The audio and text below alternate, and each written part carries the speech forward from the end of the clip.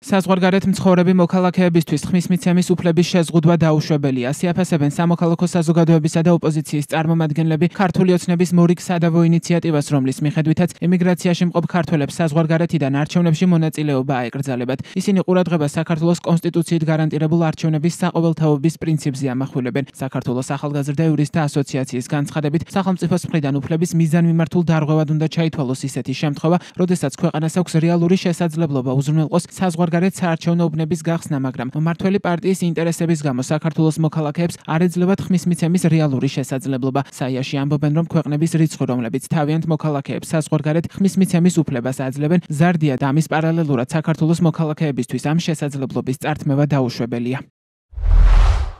არჩევნების საყოველთაობის პრინციპი სახელმწიფოს აკისრებს პოზიტიურ ვალდებულებას უზრუნველყოს საზღვარგარეთ მყოფი მოქალაქეების არჩევნებში რეალური მონაწილეობა და არ დაუშვას, რომ მათი აქტიური საარჩევნო უფლება ვიწრო პარტიული ინტერესებიდან გამომდინარე ფორმალობად იქცეს. გარდა ამისა, საქართველოს კონსტიტუციის შესაბამისად სახელმწიფო ზრუნავს უცხოეთში მცხოვრები თანამემამულეების სამშობლოსთან კავშირის შენარჩუნებასა და განვითარებაზე. უკვე წლების მანძილზე არსებული შესაძლებლობის მოქალაქეებისთვის წართმევით მათთვის ხმის მიცემის უფლების შეზღუდვით გაუგებარია, როგორ ასრულებს სახელმწიფო ამ ვალდებულებას. არჩევნებში მონაწილეობის შესაძლებლობა უზრუნველყოფს მოქალაქეების მიერ სამშობლოსთან კავშირის შენარჩუნებას მიუხედავად გეოგრაფიული, ეკონომიკური თუ პოლიტიკური გარემოებებისა. აღნიშნული საკითხი განსაკუთრებით მნიშვნელობას იძენს საქართველოს შემთხვევაში, რადგან ემიგრაციაში მყოფი მოქალაქეების რაოდენობა დიდია და მუდმივად იზრდება. ისინი ქვეყანაში დარჩენილ ოჯახებს მნიშვნელოვან ფინანსურ მხარდაჭერას უწევენ და ამდენად მნიშვნელოვან როლს ასრულებენ ქვეყნის ეკონომიკურ ცხოვრებაში. ქართული ოცნება საარჩევნო კოდექსში ცვლილებებს გეგმავს, რომლის მიხედვითაც საზღვარგარეთ მყოფი მოქალაქეები არჩევნებში ხმას საზღვარგარეთ ვეღარ მისცემენ. მოქმედი საარჩევნო კოდექსით არარეზიდენტ მოქალაქეებს ეკრძალებათ თვითმმართველობის არჩევნებში მონაწილეობა, თუმცა შეუძლიათ ხმა მისცენ საპარლამენტო არჩევნებში. ოცნების მიერ საარჩევნო კოდექსში დაგეგმილი ცვლილებებით კი ადგილობრივი თვითმმართველობის არჩევნების მსგავსად საზღვარგარეთ მყოფი საქართველოს მოქალაქეები საქართველოს პარლამენტის არჩევნებზეც ხმის მიცემას მხოლოდ საქართველოს სახელმწიფო საზღვრებში შეძლებენ. ოპოზიციონერი პოლიტიკოსები ამბობენ, რომ ქართული ოცნების რეჟიმს ემიგრანტების ეშინია და სწორედ ამიტომ უზღუდავს მათ კონსტიტუციით გარანტირებულ საარჩევნო უფლებას. ისინი აქცენტს 2024 წლის საპარლამენტო არჩევნებში საზღვარგარეთ ქართული ოცნების მიერ მიღებულ ხმებზე აკეთებენ. მათი თქმით, იქ სადაც არჩევნები შედარებით თავისუფალ გარემოში ჩატარდა და ქვეყნის შიგნით ჩატარებული არჩევნებისგან განსხვავებით არ იყო სივრცე მანიპულაციებისთვის, ქართულმა ოცნებამ მხოლოდ 13% აიღო. ის რომ ქართულმა ოცნებამ და რეჟიმმა გადაწყვიტა ჩვენს მოქალაქეებს შეუზღუდოს არჩევნებში მონაწილეობის უფლება, ეს კიდევ ერთი ხაზგასმა იმისა, რომ ქართული ოცნება არ აპირებს სამართლიანი არჩევნების ჩატარებას და არ აზპირებს უზრუნველყოს კონსტიტუციით დაცული პრინციპების შესრულება.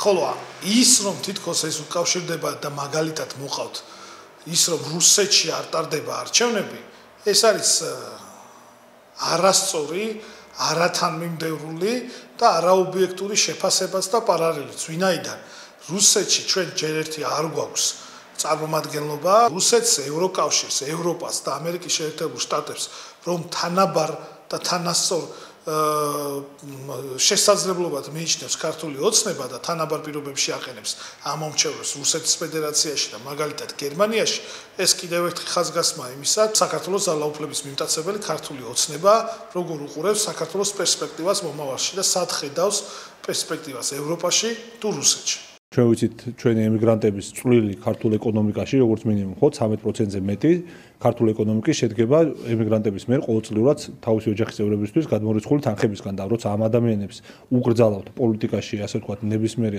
ფორმით ჩარევას, იმიტომ რომ ერთადერთი ფორმა მათთვის არის, რა თქმა უნდა, არჩევნებში მონაწილეობის მიღება. ეს არის, რა თქმა უნდა, ჯერ ერთი კონსტიტუციის კი არა, მთავარი პრინციპების დარღვევა, ხო, ადამიანებს ქართველობა ეკრძალებათ ფაქტობრივად და ძალიან უსამართლოა, როდესაც ეკონომიკაში ამხელა როლი უნდა ქონდეს ამ ხალხს და პოლიტიკაში არანაირი როლი არ უნდა ქონდეს. ყველა სანაცნობოში, სამეგობროში, სამწუხაროდ და ოჯახში არსებობს ერთი წევრი მაინც, რომელიც არის, ემიგრაციის, ასე ვთქვათ, ღემო აქვს ხასინჯული სამწუხაროდ და იცის კარგად თუ რაოდენ ძნელი არის ჩამოსვლა, მით უმეტეს ახლა ამდენი ადამიანი, რომ ერთდროულად უნდა ჩამოვიდეს ერთ კონკრეტულ დღეს, ეს რომ წარმოუდგენელია და პრაქტიკაში განხორციელებელია, ყველამ კარგად ვიცით. ჩვენ ვნახეთ, რომ გასული წლის საპარლამენტო არჩევნებზე ჩვენი თანამოქალაქეები, რომელთაც ასობით კილომეტრი გაიარეს, საათობით იდგნენ რიგებში საარჩევნო უბნებთან, საზღვარგარეთ გახსნილ საარჩევნო უბნებთან, იმისათვის, რათა დაეფიქსირებინათ თავიანთი არჩევანი. ვნახეთ, რომ იქ, სადაც არჩევნები შედარებით თავისუფალ გარემოში ჩატარდა და ქვეყნის შიგნით ჩატარებული არჩევნებისგან განსხვავებით არ იყო სივრცე მანიპულაციებისათვის, ქართულმა ოცნებამ მხოლოდ 13% აიღო.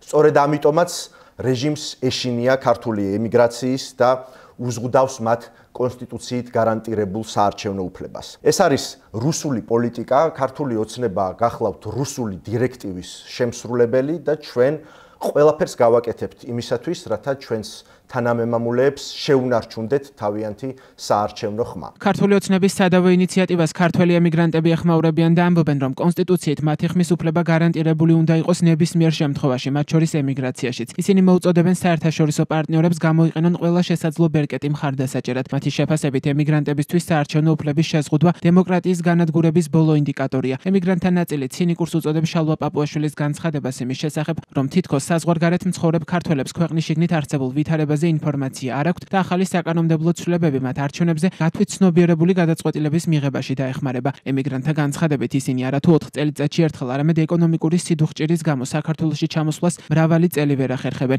საარჩევნო კოდექსში დაგეგმილ ცვლილებებს გამოეხმაურა ჩრდილოეთ ამერიკის ეპისკოპოსი საბა ინსკირველი, რომელიც ვრცელ წერილში წერს, რომ ემიგრანტებისთვის კენჭისყრაში მონაწილეობის აკრძალვა მათ ინტერესებს ეწინააღმდეგება. მინდა აღვნიშნო, რომ საქართველოში ჩასვლა, რაც დაკავშირებულია საგრძნობ ხარჯებთან, საბუთების არარსებობასთან, ვიზების მოლოდინთან და სხვა სირთულეებთან ბევრისთვის მიუღწეველი მოთხოვნა და სურვილია. ეს კი ემიგრანტთა მნიშვნელოვანი ნაწილისთვის წარმოადგენს თავიანთი საკანონმდებლო და მოქალაქეობრივი უფლების ფაქტობრივ შეზღუდვას. აქვე დავძენ, რომ ეს სიტყვები პოლიტიკური დაპირისპირებისთვის არ დამიწერი, არამედ ეს არის სულიერი მამის შინაგანი ხმა მათთვის, ვინც ყოველდღე შრომობს აქ, ამ უცხო მიწაზე, ვინც სამშობლოს სიყვარულს ატარებს გულში და ვისაც ქვეყნის მომავალში მონაწილეობა გულანთებულს უნდა და სწორია. ამრიგად გულდაწყვეტით ვუერთდებით ჩემი სულიერი შვილების კანონიერ მოთხოვნას, რომ არ იქნას მიღებული ეს საკანონმდებლო ცვლილება და შენარჩუნდეს ხმის მიცემის დღემდე არსებული წესი.